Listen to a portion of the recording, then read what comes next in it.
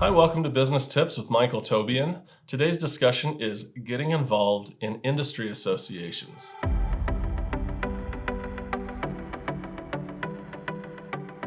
Today I want to touch on how you can use industry-specific associations to grow your business.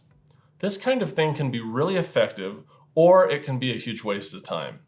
Sometimes it just depends on you, sometimes it depends on your business or your industry.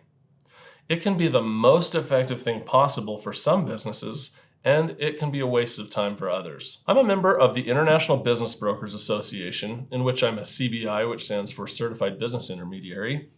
I'm a member of the Wedding International Professionals Association, in which I'm a board member. And I'm also in the Utah Live Events Industry Association, in which I'm the former vice president and a founding member. And I'm also part of the Realtors Association, as well as some other things. So getting involved in industry associations is an area that not very many people bother with, and they don't do it usually for the following reasons. One, they might not have time. Two, they might not see the value in it. Three, they don't know how to get the most out of it. Or four, they don't know anybody in the association. Or five, they just don't understand the point. I can resonate with all of these concerns because in the past, I've had the exact same things to say. I've kind of changed my tune a little as I've gotten involved in some of these associations. I'm going to address each one of these concerns, and then I'm going to give you 3 tips for getting involved. As I go over this, I hope I can help you understand how getting involved might help your business. It might not. But you should evaluate whether or not getting involved is a good idea with some perspective of someone like myself who has explored this. Concern number 1, they don't have enough time.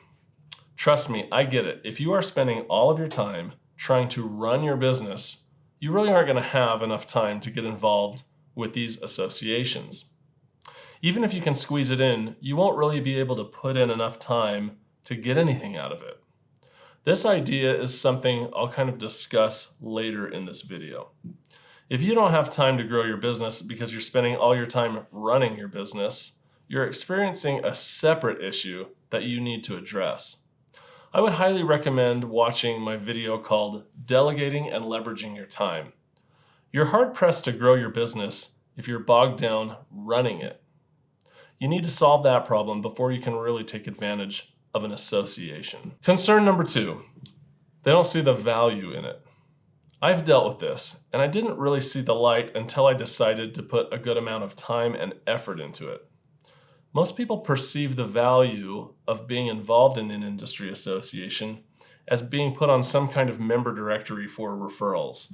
And then, maybe showing up every once in a while to pass out your business cards and pester people about hiring you.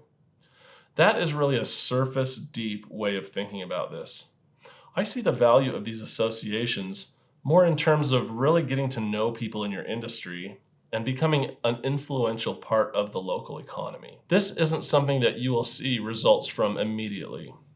You may need to get involved and really get to know people for a whole year or more before it will start to pay off. But when it does pay off, it will be because your name will be very well known in your industry, and you will have a sizable group of friends that will be happy to refer you if the situation arises.